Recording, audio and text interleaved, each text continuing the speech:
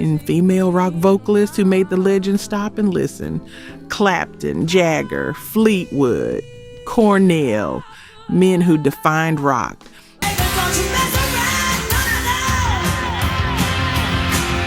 But there were moments, specific document moments, where these legends encountered a female vocalist and everything shifted. Not polite acknowledgement, real recognition. The kind that comes when you hear Sully insisted on a package deal because he knew the band wouldn't work without her voice.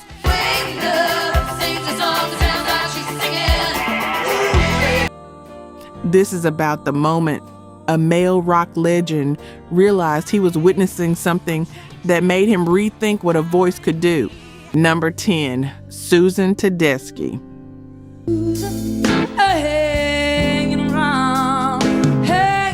Summer 1999. Susan Tedeschi opens for the Allman Brothers Band. 28 years old, solid regional following. Nothing that screams, pay attention. Then she starts singing, and Derek Trucks, 20-year-old slide guitar prodigy, already a full Allman Brothers member, hears her from backstage.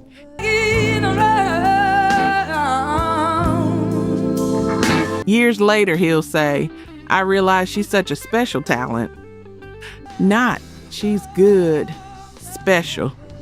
And if you've watched someone who toured with Clapton at age 13 admit out loud that someone else made him stop and listen, you know that's not a casual compliment.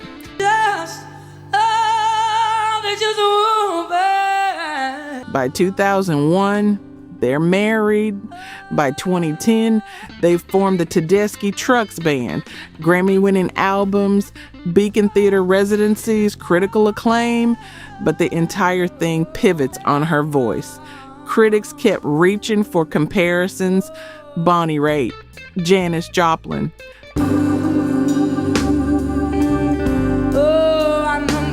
Number 9, Pat Benatar.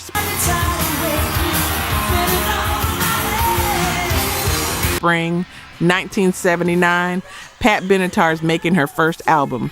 She's got a voice, technically precise, operatically trained, but every guitarist who walks into the session is playing it safe, playing it pretty.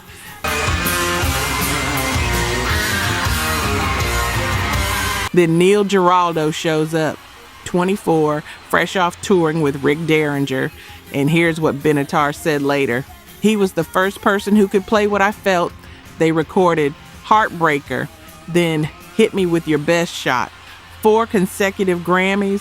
First woman in the MTV era to prove female rock vocalists could own the screen and the charts simultaneously.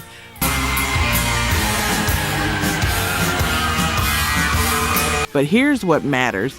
Giraldo is the one who played that legendary solo on Rick Springfield's Jesse's Girl. One take. He's a Hall of Fame guitarist who's produced dozens of hits.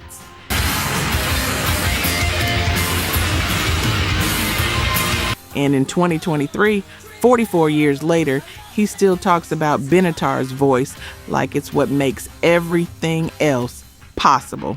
We can't cut these tunes without her singing. Once she starts, it's the glue that inspires us to get the extra 10%.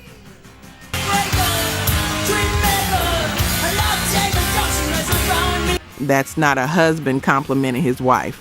That's a guitarist admitting his best work happens because of what her voice pulls out of him. You don't say that for 44 years unless it's the truth.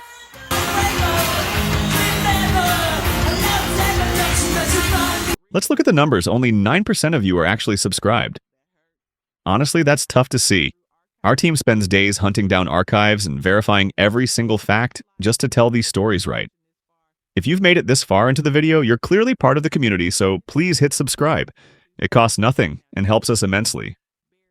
Now, for those already subscribed, very few of you have made the jump to our membership, and that's a hard pill to swallow because you're the ones who know our value best. If this channel has moved you or inspired you, consider joining. It's the price of one coffee, but it's the literal fuel for this channel. Let's keep this alive together. Back to the story. Number 8, Joan Jett. Knew he must have been about 17. A 16-year-old with dyed black hair tells producer Kim Fowley she wants to start an all-female hard rock band. The industry thinks it's a joke.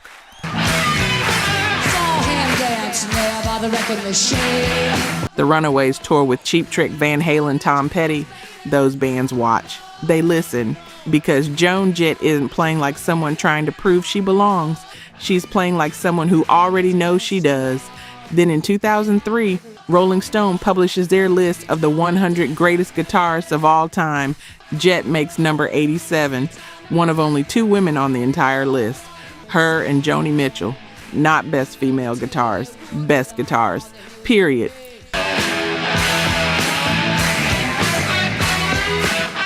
The Runaways break up. Jett takes her solo album to 23 record labels. All 23 reject her. So she forms Blackheart Records, presses the album herself, sells copies out of Laguna's car trunk. 2 years later, I Love Rock and Roll hits number 1. Stays there 7 weeks.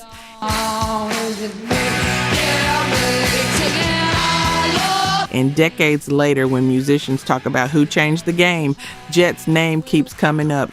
Not because she was the most technical, because she proved that if the industry won't let you in, you build your own door.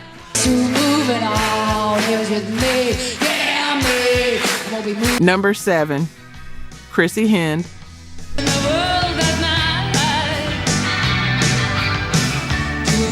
Late 1978, Chrissie Hynde's first single with the Pretenders is a cover of Ray Davies' Stop Your Sobbing, the man who wrote You Really Got Me and invented half of Britpop.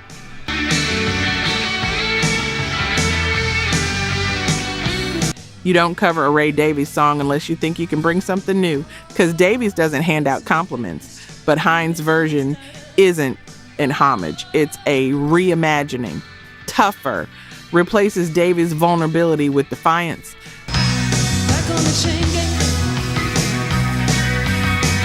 The single hits UK Top 40. Davies doesn't just approve, he starts a relationship with Hynde that lasts years. They have a daughter together. Then in 2020, Neil Young is asked about Chrissie Hynde. His answer, she's a rock and roll woman. 4 words, no qualification.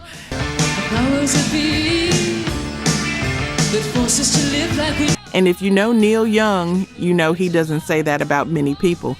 He's worked with Crosby, Stills, and Nash, toured with Pearl Jam, been in the game since the 60s. For him to say she's a rock and roll woman isn't a compliment. It's a statement of fact. She belongs in the conversation with everyone who's ever mattered.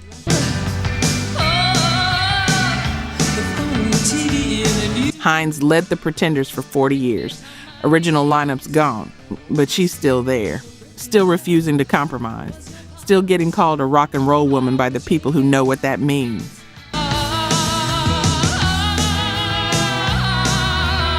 Number 5, Stevie Nicks.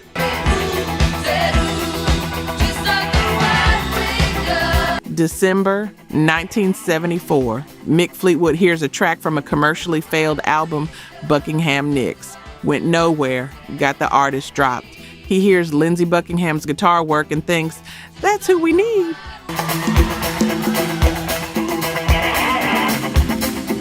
Calls Buckingham on New Year's Eve, invites him to join Fleetwood Mac. Buckingham says no, because he knows Stevie Nicks is why Frozen Love works, why people came back for a second show. So Buckingham tells Fleetwood, we're a package deal, both of us or neither. Fleetwood, who called looking for a guitarist, agrees.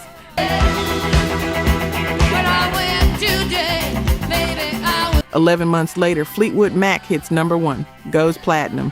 Then Rumors, 40 million copies, 21 times platinum, Grammy for Album of the Year. And the song that leads it, Nicks, Dreams, their only number 1 single. Decades later, Fleetwood talks about hearing that album in 1974, calls it magic.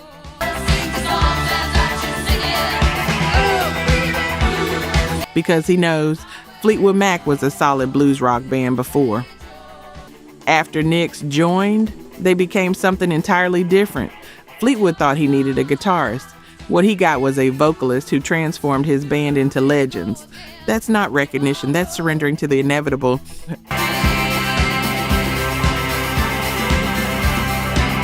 Number 4, Bonnie Raitt.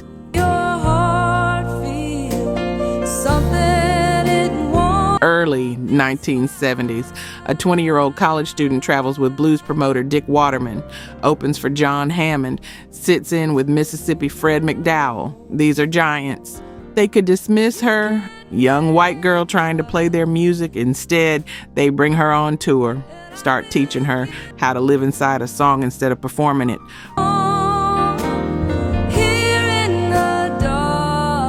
Warner Brothers signs her in 1971. Critics love it. Nobody buys it.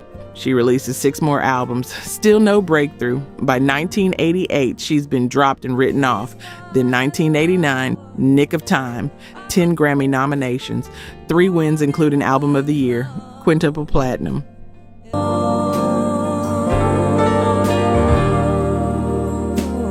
But the musicians who matter already knew. Because Linda Ronstadt, who'd sold millions, could sing anything, had already said, "Of my own peers, Bonnie Raitt has way more musicianship than I do."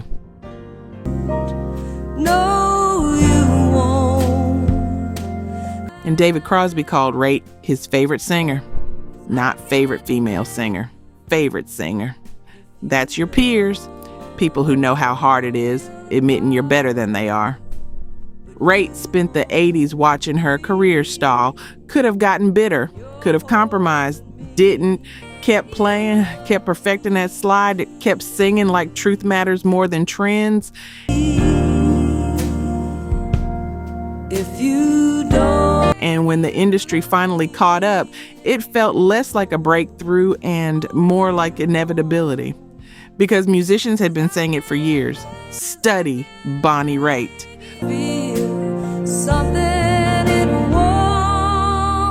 Number 3, Beth Hart.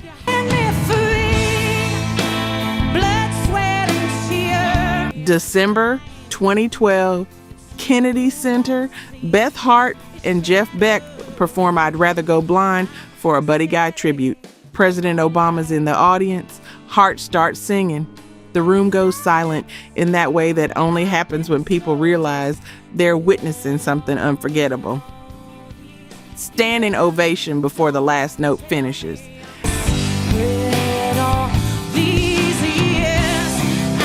And Beck later says, "One thing I learned from Beth, as soon as you get comfortable and stay there, you're going to start dying as an artist."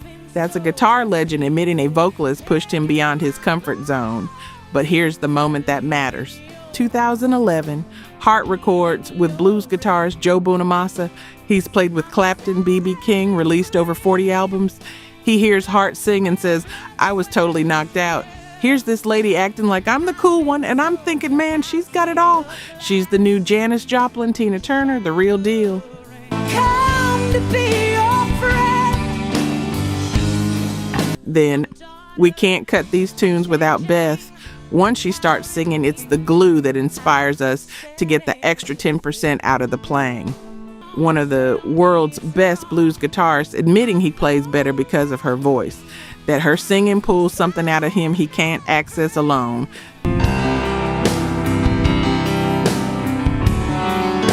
They record 3 more albums, Grammy nomination, number 1 on Billboard Blues Chart, sold out tours. Hart didn't just earn recognition from one legend, she earned it from Beck and Bonamassa, and they keep coming back, keep admitting she's why the music works.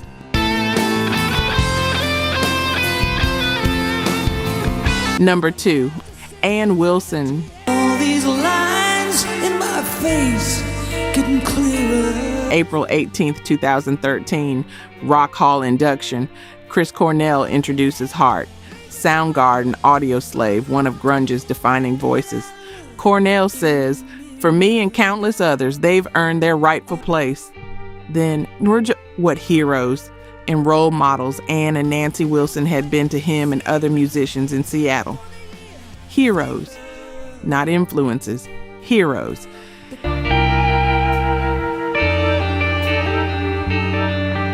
And if you know Cornell, how carefully he chose words, how rarely he handed out compliments. You know, calling someone a hero means you showed me what was possible before I knew to ask, but it runs deeper. Hart influenced Pearl Jam. Alice in Chains, the entire Seattle scene. Musicians who grew up watching Ann Wilson's voice on Barracuda, Crazy on You, Magic Man. The way she went from whisper to roar in the same phrase, and they didn't just respect it, they studied it.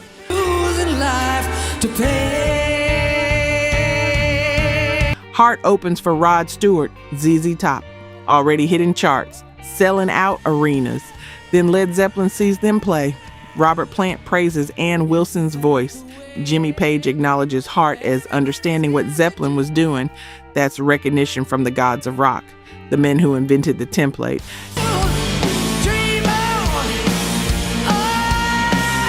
And Hart didn't sound like Zeppelin, they sounded like Hart. Ann Wilson's voice could do things Plant's couldn't. Not better, different, equally powerful. When Zeppelin acknowledged that they weren't just validating one band, they opened the door for every female-fronted hard rock band that came after. Cornell finishes. The original Hart plays Crazy on You for the first time in 34 years.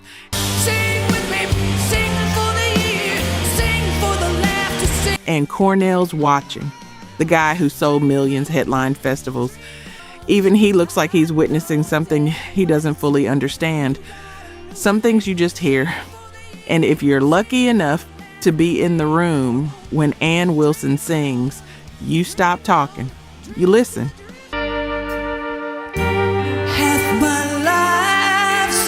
Number 1, Janis Joplin.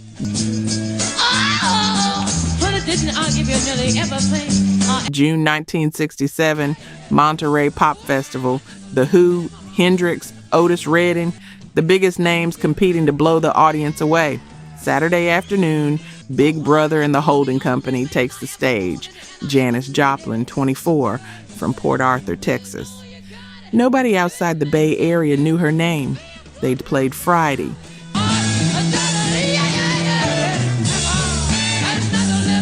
D.A. Pennebaker wanted them back Sunday to film. The band wasn't sure, felt exploited, but Joplin convinced them. She wanted to be successful, drummer Dave Getz said later. Sunday, they played Ball and Chain, 6 minutes of Joplin wailing like her life depended on it.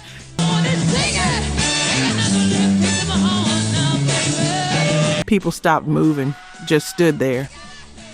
When she finished, 3 seconds of silence before the crowd lost it. Mama Cass Elliot was there, saw Joplin and told people, I was blown away. Columbia Records signed them within months. Joplin became the voice of San Francisco's psychedelic scene.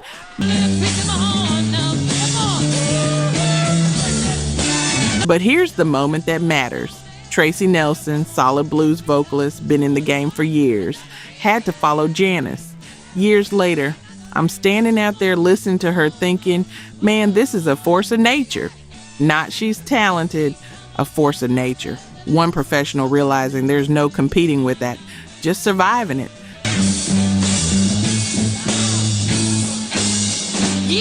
3 years after Monterey, Joplin was dead. Heroin overdose. October 1970, 27 years old. Less than 4 years from unknown to icon to gone. But decades later, when musicians talk about vocalists who change everything, Joplin's name comes up. Not because she had the best technique, not the longest career.